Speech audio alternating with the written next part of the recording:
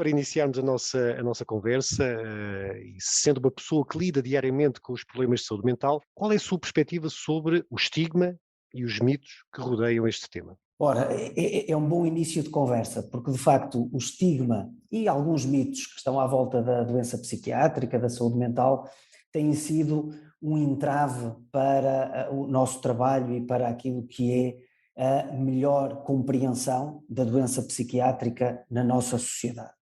Eu penso que nós temos que falar sobre a doença psiquiátrica como algo que é estranho às pessoas que estão num determinado momento a experienciar essa doença, algo que não as caracteriza, algo que não é a sua natureza, mas sim algo que está entre a pessoa que está a sofrer, entre a pessoa que está doente e a sua própria vida. Algo que impede as pessoas de usufruírem da sua saúde mental, isto é, impede as pessoas de se realizarem em todas as suas potencialidades. E, portanto, nós temos que compreender bem o que é a doença, temos que conhecer os estigmas, conhecer os mitos, para também, na sociedade, criarmos um espaço de maior segurança e de maior conforto para as pessoas que sofrem de doença psiquiátrica. O Nelson, eu recordo uma frase que disse, páginas tantas, que o maior perigo para um atleta é ele próprio. Nesse momento, de facto, é mesmo o grande desafio é a mente do atleta, não é? Tem de se vencer Exatamente. a si próprio, tem de superar os seus mitos, os seus Para vocês, medos. para vocês terem a noção, um atleta depois de uma grande competição, durante a competição ao mais alto nível, eu já me pus a analisar as coisas que eu penso, o loop em que eu estou, a velocidade que está a minha mente, o tempo que eu tenho que estar neste registro, roça muito a loucura. A perfeição roça muito a loucura. E estamos a falar da parte Uhum. psicológica, ok? Porque a parte física nós faltamos realmente muito respeito ao nosso corpo. Nós agredimos o nosso corpo de uma tal forma que as mazelas que ficam depois de uma grande competição são dedos rachados, ossos rachados, músculos com distensões musculares, e sentimos o nosso corpo mesmo a romper. O pós, aquele momento em que nós temos a medalha no peito, a maior parte das vezes que eu subi ao pódio a meter uma medalha no pescoço, acreditei que o meu corpo estava de rastros. E no que diz respeito aos problemas de saúde dos portugueses, quer dizer, falando genericamente, quais são aqueles que serão os mais frequentes na sua consulta? Nós sabemos que mais de metade da população portuguesa tem pelo menos uma doença crónica. Sabemos que nos homens os problemas de saúde mais frequentes são os cardiovasculares, nomeadamente a hipertensão, a dislipidemia vulgo colesterol elevado, a diabetes, patologias das articulações. Nas mulheres, esta distribuição é um bocadinho semelhante, mas a depressão já surge aqui num lugar cimeiro. E com a pandemia houve uma alteração destas prevalências, que agora são um bocadinho diferentes, e sabemos que no decorrer desta pandemia cerca de um quinto da população apresenta a patologia do foro ansioso depressivo, ou seja, aqui a saúde mental veio, ou ela não estar bem, veio ao de cima com a pandemia. Muitas vezes ouvimos dizer que somos o que comemos. Esta frase tem algum fundamento quando falamos de saúde mental? Afinal, de que forma é que a alimentação poderá influenciar o nosso humor? Existem mecanismos biológicos relacionados com a depressão que apontam para uma relação entre a depressão e a alimentação. Ou seja, tem havido muitos estudos na área e tem sugerido que a carência de alguns nutrientes como ácidos gordos ômega 3, vitaminas do complexo B, vitamina D, magnésio, zinco, também o triptofano, que é um aminoácido essencial. Portanto, estes nutrientes é frequente estarem em déficit nos indivíduos com depressão. A falta e a importância, diria, porque pensamos que o sono é um período de tempo com muito pouca utilidade. Ouvimos muitas pessoas a falar precisamente neste aspecto, que gostariam de dormir muito menos, não é?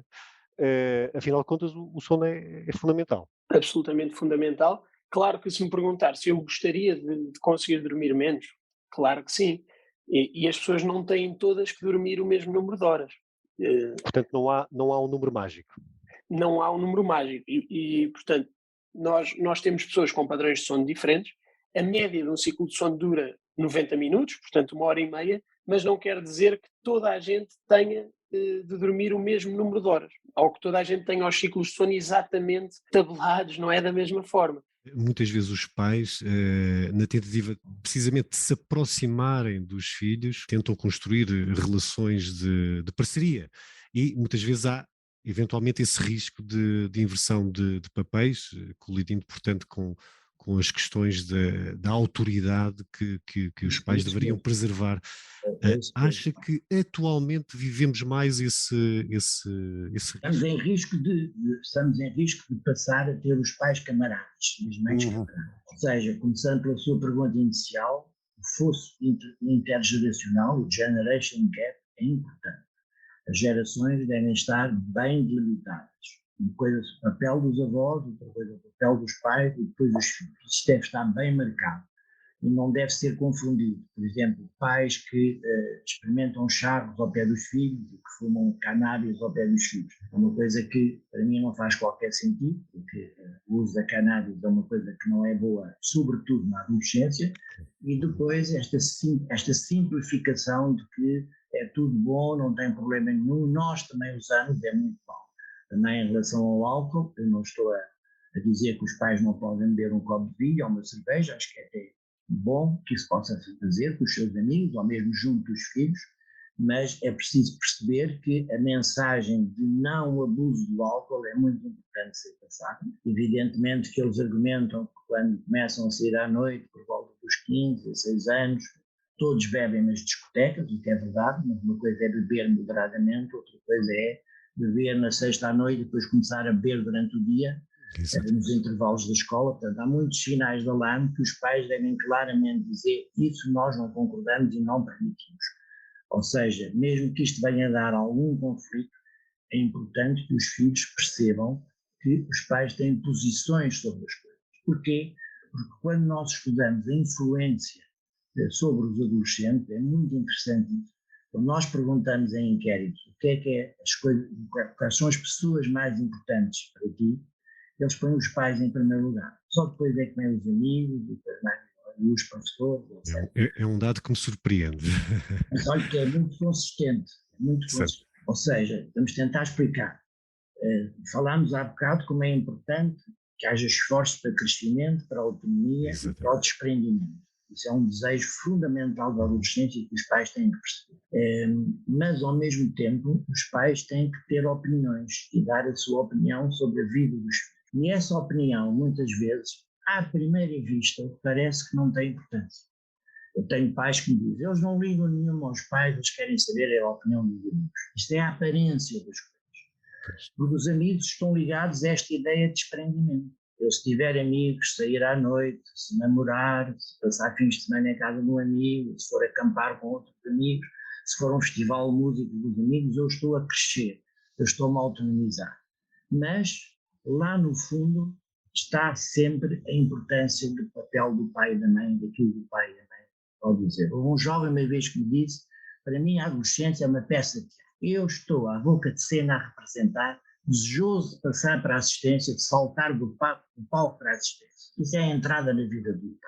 Esta nossa conversa servirá também para ajudar os nossos ouvintes a reconhecer este tipo de perturbações depressivas, bipolares, e não só. Mencionou também as perturbações de stress e de ansiedade, sendo fundamental, portanto, a detecção rápida e precoce de qualquer doença, e as perturbações mentais não serão exceção. Há, sim, alguns sintomas ou sinais a que devemos estar atentos? O cidadão comum, a pessoa que não tem formação na área da saúde? Sim, é de facto muito importante educar as pessoas e a sociedade e as famílias, mesmo nos próprios locais de trabalho, não é? Para as pessoas estarem atentas quando surgem mudanças, digamos, começam a surgir pequenas mudanças, é preciso estar atento para perceber se de facto estamos perante uma depressão ou não. Por exemplo, a perda do prazer nas atividades do dia-a-dia, as pequenas coisas que a pessoa faz no dia-a-dia, como por exemplo o autocuidado, a pessoa cuidar da sua higiene, cuidar da sua imagem, cuidar da sua casa, estar muito atento a esses pequenos pormenores. Por exemplo, o negativismo, quando as pessoas começam a ficar muito negativas ou pessimistas em relação ao presente, ao passado e ao futuro. O humor depressivo, quando as pessoas começam por exemplo, a chorar com frequência, ter expressões de tristeza, a instabilidade no humor, portanto a irritabilidade, às vezes a depressão expressa-se por esse tipo de comportamentos, uma certa anestesia afetiva, portanto já numa fase mais inicial a pessoa não reage ao estímulo, portanto não comunicando mesmo. A questão do sono, a hipersónia, a insónia, portanto a pessoa dormir demais ou dormir muito mal durante a noite. A questão do apetite, às vezes as pessoas começam a comer substancialmente mais ou comer menos do que é o habitual. E nas crianças, por exemplo, e nos adolescentes, é preciso estar atento também, além de alguns destes fatores, a diminuição do rendimento escolar, por exemplo, é um indicador de que alguma coisa não está bem. Falta de concentração, a pessoa também, normalmente há este tipo de queixas, até nos adolescentes, nas crianças e também nos adultos. E estes são alguns dos sintomas que devemos estar atentos. Afinal de contas, doutora Joana, os bebés também deprimem? Olha, não só faz sentido, como eu diria que é fundamental falar de saúde mental nesta faixa etária, porque de facto muitas vezes quando nos chegam nesta idade e quando fazemos uma intervenção atempada, o prognóstico é muito bom e estamos a evitar o desenvolvimento de outros quadros no futuro. Só para terem assim uma ideia, nós em Portugal temos equipas inteiramente dedicadas a esta faixa etária da primeira infância. A equipa da unidade da primeira infância na qual eu trabalho é uma delas, tem um acesso muito fácil, basta os pais ligarem para lá e o objetivo desta acessibilidade é precisamente permitir um acesso rápido, porque os bebés não devem esperar. Particularmente em relação à depressão, não é? que me perguntou, é verdade, os bebés também deprimem e é algo que ainda surpreende muita gente. Curiosamente, a sintomatologia que eles apresentam não é assim tão diferente da dos adultos. E durante muito tempo, de facto, pensava-se que o aparelho psíquico, não é, do bebê ainda não tinha aqui uma maturidade suficiente para poder desenvolver alguns quadros clínicos como a depressão. Mas eu acho que isto também resultava aqui de uma diferente conceptualização do conceito de depressão. Atualmente, nós sabemos que a depressão é multifatorial, que se pode expressar de formas muito diferentes, que condiciona alterações neuroquímicas, neurofisiológicas e, de facto, os bebés também podem deprimir. Agora, não vamos estar à espera, claro, de apurar pensamentos de morte ou de apurar aqui distorções cognitivas negativas, porque as manifestações é um conjunto de sintomas que nos permite estabelecer um diagnóstico de perturbação depressiva e este reconhecimento é muito importante para podermos implementar precocemente intervenções que depois vão de facto ter aqui um impacto ao nível do desenvolvimento global e evitar, como eu disse aqui, o desenvolvimento posterior de outros quadros. Sabemos que a música está muitas vezes relacionada com o humor. Uma determinada música pode nos fazer sentir felizes, tristes, enérgicos, outras vezes mais tranquilos. O facto da música ter um impacto tão grande na mente, no nosso bem-estar, já não é surpresa para ninguém. Isto faz com que a musicoterapia seja uma intervenção cada vez mais procurada. Como musicoterapeuta, Diana, pode-nos explicar melhor o que é musicoterapia, a quem se dirige e quais os seus benefícios? Então, de forma assim muito breve, a musicoterapia é uma intervenção terapêutica que utiliza a música, o som e as suas componentes, portanto a melodia, o ritmo, num processo terapêutico sistematizado, portanto que exige que haja de facto este trabalho de colheita de dados, de definição de objetivos terapêuticos, com vista a ajudar a pessoa a atingir alguma mudança ou a atrasar a perda de alguma competência. Quem é que pode usufruir de musicoterapia? Qualquer pessoa em qualquer fase do seu ciclo de vida, desde que exista uma problemática identificada, que possa ser trabalhada com o recurso à música, ou o risco de haver essa problemática. Portanto, também pode haver aqui musicoterapia num âmbito mais preventivo. Quando nos referimos à positividade, estamos a referir exatamente a quê? Bem, a palavra positividade, num sentido comum, tendemos a conectá-la àquilo que também chamamos otimismo, não é? Que é uma certa forma de ter atitudes positivas, seguras em relação aos problemas, em relação à vida, encarar a própria vida como tendo sempre uma solução tendencialmente positiva, ser esperançoso, ver as coisas de uma forma mais favorável. Mas neste sentido que nos interessa talvez aqui, a positividade, portanto no sentido clínico, que é o que eu quero dizer, vai além deste conceito de ser apenas otimista. No sentido clínico, a positividade, estamos a falar de uma gama de emoções que podem até ser promovidas ou recriadas, mesmo que não sejam inatas, inerentes, e que então, se forem sustidas, portanto, se nós conseguimos recriá-las, mantê-las na nossa vida, a investigação, que é aqui a nossa pedra basilar que nos mostra que ela tem real impacto, portanto, mostra que depois há uma transformação positiva no sentido psicológico ou até fisiológico. Portanto, o próprio corpo apresenta melhorias. Há estudos que parecem apontar na direção de que quem mais usa as redes sociais poderá apresentar maiores níveis de ansiedade e até depressão. Será que as redes sociais desencadeiam sentimentos negativos nas pessoas, ou eles já existiam, mas não se manifestavam, ou não eram consciencializados? Olha, Tiago, é sempre difícil conseguirmos responder quando não temos evidência científica suficiente para nos sustentar as nossas afirmações. Nós sabemos é que o próprio nome rede social, não é? Nós concebemos uma interpretação do nome rede social atribuindo às nossas redes sociais reais, não as virtuais. E, portanto, nós apontamos com os prós e contras como se do mesmo tratasse.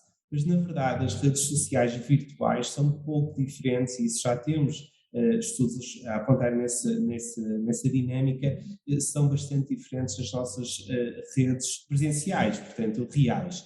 E isto é algo que nos tem, de alguma forma, alertado e perceber que estas diferenças existem. Nós sabemos, fica aqui sem saber quem nasceu primeiro, se foi o ovo ou a galinha. Muitas destas pessoas tendem a procurar as redes sociais porque já há alguns mecanismos de isolamento, digamos, da vida real e, portanto, ainda apontam para uma expressão social através destas redes virtuais, mas, por outro lado, elas por si só podem criar alguns mecanismos de socialização que se dê por suficiente a sua rede e, portanto, tornam menos essencial a busca das redes presenciais. Portanto, ficamos sempre aqui com este dilema, mas sim é uma situação que nos tem levantado cada vez mais questões e que tem sido aprofundado estudos nestas áreas. Considera que aquilo que comemos influencia ou interfere no nosso estado de alma, no nosso bem-estar psicológico? E de que forma é que isso poderá acontecer? Bem, eu sou suspeita, como estando nesta área, a minha resposta é sim, influencia não só o nosso estado de espírito, o nosso estado da alma, o nosso humor, como a alimentação tem um impacto muito maior a nível sistémico do que às vezes podemos pensar e que durante um tempo foi muito associado à parte das dietas, à estética, mas é bom ver que cada vez mais a nutrição tem vindo a aparecer como uma forma de saúde num todo e como um auxiliar de diversas áreas da medicina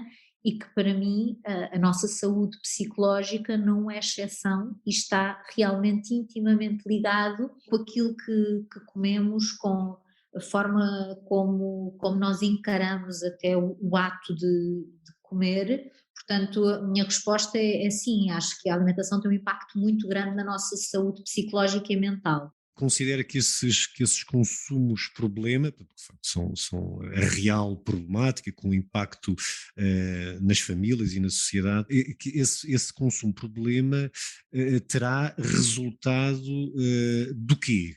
Como é que explica esse movimento? É simples, esta explicação tem a ver muito com esta nossa biologia e a nossa neurobiologia.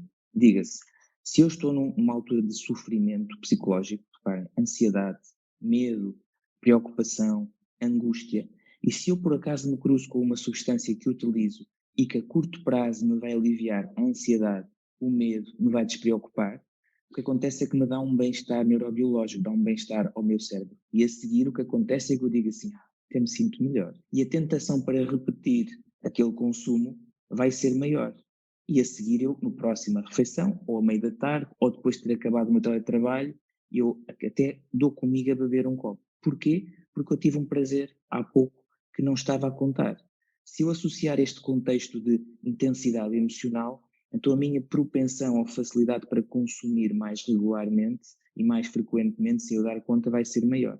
E passamos a ter aqui algumas pessoas que passaram a usar o álcool com mais regularidade e a criar uma dependência. Diga-se, eu bebo quando estou ansioso, bebo para descansar melhor, bebo para esquecer os problemas. Fizeram uma ligação e tiveram tempo para isso que até então não tinham feito. A vida não levava a isso, não permitia, não trazia quase essa necessidade. E esta pandemia trouxe isso. Que estratégias é que podem as pessoas recorrer para manter o equilíbrio e a saúde mental no trabalho ou noutros contextos da vida? Os estilos de vida são as principais armas que nós podemos ter, não é? Os estilos de vida, o que é que inclui? Respeito pelos ciclos de vigília e sono. Claro que isto é muito fácil de dizer, mas para algumas pessoas não é fácil de fazer, porque nós sabemos que, por exemplo, o trabalho por turnos é um tipo de trabalho que é muito perturbador para os ciclos de vigília e sono, ou para pessoas que têm que trabalhar até muito tarde com ecrãs, a emitir luz artificial, que vão perturbar o nosso sono. Mas, em geral, eu diria que respeitar os ciclos de vigília e sono, ou seja, dormir tanto quanto possível de noite e estar acordado de dia, e tentar respeitar o número de horas de sono, 7 a 8 horas diárias de sono no adulto, é o mais indicado. Depois, a dieta. Os estilos dietéticos também têm impacto. Nós sabemos, por exemplo, que as dietas mediterrânicas, há vários estudos publicados nesse sentido e outros que estão a ser, neste momento, que estão em curso, de vários laboratórios nacionais e internacionais, que mostram que a dieta mediterrânica é aquela que parece ter mais evidência na prevenção ou na diminuição do risco de depressão, e aliás até há algumas suplementações alimentares, como por exemplo alguns suplementos de ômega 3, que são utilizados no próprio tratamento, não na prevenção, mas no próprio tratamento da depressão. Mas na prevenção isso também é legítimo, ou seja, dietas ricas em determinados ômega 3, numa determinada proporção, e uma dieta mediterrânica de uma forma geral. O exercício físico é também muito importante, o exercício físico sobretudo de média intensidade, regular. Porquê? Porque também tem um potencial anti-inflamatório, tal como acontece com a dieta mediterrânica, com a dieta rica em ômega 3, mas também porque aumentam no imediato o bem-estar, porque o exercício físico liberta endorfinas e outras substâncias cerebrais que também melhoram o bem-estar. E depois, do ponto de vista de atitudes propriamente ditas, isto é muito fácil de dizer, fazer é que não é tão fácil, porque como eu disse, isto depende muito também da vivência da pessoa e da personalidade da pessoa. Mas se possível, tentar implementar um estilo de vida do tipo viver o aqui e o agora, não é? Ou seja, uma coisa, no fundo, seguir algumas ideias das correntes psicoterapêuticas de terceira geração relacionadas com o mindfulness, no sentido de tentar aprender a viver aqui e agora, não vivenciar o stress passado e o stress futuro, tentar gerir as emoções à medida que elas surgem, aceitar as emoções visitantes que estão connosco durante um período, mas que vão desaparecer, não são necessariamente más ou boas, e também não são propriamente uma característica nossa, ou seja, dizer assim, eu estou a sentir-me tão estressado porque eu sou fraco. Isto é uma avaliação, não é? E estas avaliações são altamente estressantes para a pessoa. Portanto, estratégias relacionadas com a meditação, com o mindfulness, podem ser também positivas na prevenção desse stress. Pode-se afirmar que existem alimentos bons e alimentos maus ou apenas maus hábitos alimentares? Aquilo que está mais associado ao compromisso de todas estas funções é uma alimentação inadequada, sobretudo rica, como nós ouvimos muitas vezes falar, em 4 ingredientes: é o açúcar, o sal, a gordura total e sobretudo a gordura saturada. Portanto, estas no fundo são as 4 prioridades que nós devemos estar atentos. Depois, do ponto de vista de padrão alimentar, é sempre a dieta mediterrânica, porque parece que estamos a falar de uma banalidade, mas a dieta mediterrânica é aquela que vai ter a presença do pescado, vai ter a presença de laticínios fermentados, portanto probióticos, vai ter atividade ao ar livre, porque também é um estilo de vida mediterrâneo, o que também quer dizer que o aporte de vitamina D também estaria garantido. Depois vai ter também a presença de fibra, porque tem a presença de leguminosas, de hortofrutícolas, A presença da carne vai ser em menor quantidade, o que não significa sem carne, mas significa em menor quantidade e menos vezes por semana, e, portanto, aquilo que nós sabemos muito recentemente é que a população portuguesa tem, em cerca de 80%, não tem adesão à dieta mediterrânica, e isto é muito expressivo, é muito significativo. As crianças de hoje brincam menos que as crianças de outrora, professor? Ou brincam de forma diferente? Qual é aqui a questão? As crianças sempre brincaram na história da humanidade. Brincar, podemos dizer que é uma necessidade biológica, diríamos que faz parte da cultura ancestral da nossa existência, da nossa civilização, e pode ser observada em todos os animais. Principalmente ela existe num período fundamental nas primeiras idades, principalmente nos primeiros 10 anos de vida, mas poderíamos dizer que nós brincamos durante toda a vida. A vida é uma brincadeira e, portanto, significa que é uma atitude mental que deve estar presente em todos nós. Mas diríamos que as crianças necessitam muito de brincar e ser ativos, e obviamente brincar e jogar, porque brincar é um comportamento, poderíamos dizer, exploratório, enquanto que jogar já implica regras. Mas diríamos que esta necessidade fundamental de brincar e ser ativo e de jogar é essencial no desenvolvimento motor, no desenvolvimento mental, também emocional e social da criança e dos jovens. E porquê que isso é fundamental? Porque é uma ferramenta poderosa que permite não só desenvolver mecanismos internos de adaptação, por outro lado também de sobrevivência. Os animais brincam para sobreviverem, não é? Brincar é uma forma de ganhar essa capacidade de sobreviver às adversidades, mas também ao mesmo tempo permite ganhar aquilo que nós poderíamos chamar uma capacidade de regulação emocional interna, por outro lado uma capacidade criativa, e também desenvolver competências emocionais, competências também motoras e cognitivas, não é? Agora, obviamente que as crianças de hoje, apesar de continuarem a brincar como sempre brincaram, mas brincam de modo diferente, porque o mundo também mudou e por isso elas hoje vivem com alguns constrangimentos em relação à forma como nós brincámos das nossas infâncias há 30, 40 anos atrás, mas elas hoje efetivamente têm um tempo demasiadamente formatado, demasiadamente estruturado e têm pouco tempo para brincar. E ter pouco tempo para brincar pode ser considerado uma forma de negligência, de acordo com a Convenção Internacional dos Direitos da Criança, artigo 31º, o direito ao brincar, o direito ao tempo livre. Como é que vê estas iniciativas? Acha que seriam interessantes, sobretudo numa perspectiva de prevenção do risco de burnout? Não parece que tenha a ver diretamente com o risco de burnout, tem a ver com, dependendo da interpretação que a pessoa faz da situação. Para umas pessoas pode ser uma prevenção, para outras pessoas pode ser uma desgraça, e deixa-me pôr a tónica neste sentido, que é, há pessoas para quem estar em casa é muito mau, ok? É trabalhar, estou a falar de trabalhar. É mau, e há pessoas que precisam de ir para o local de trabalho, portanto, se não houver flexibilização, pode ser complicado. O que eu vou sabendo dos estudos que têm estado a sair é que, se houver direito à escolha, é sempre mais vantajoso, independentemente de qualquer que seja a situação. A solução até pode ser estarem uns 5 dias no trabalho, no local de trabalho, ou os 5 dias em casa, mas se houver possibilidade das pessoas escolherem, o que nós sabemos é que neste momento, todos os estudos que têm saído, é que há uma maior probabilidade das pessoas se sentirem mais satisfeitas e mais motivadas. Independentemente, depois estão 5 dias no local de trabalho ou 5 dias em casa, ou meio, ou o que seja. Pronto, isto é o que a gente vai sabendo para já, sendo que tudo isto está em grande transformação, vai sair informação científica praticamente todas as semanas. Agora, o que é que eu acho? Acho é que as soluções serão sempre mais vantajosas de acertarem no alvo, terão sempre maior probabilidade de acertarem no alvo, se houver alguma participação na sua decisão por parte das pessoas que estão dentro das organizações. Isso é aquilo que eu sinto. Obrigado a quem nos está a ouvir e faço desde já o convite para continuar a seguir-nos na próxima semana com um novo convidado e um novo podcast. O tema é o mesmo, saúde mental sem dramas nem preconceitos. Aproveite também para visitar www.vivapaladadepressão.pt, onde terá ao seu dispor informação isenta e rigorosa sobre saúde mental. Viva, viva.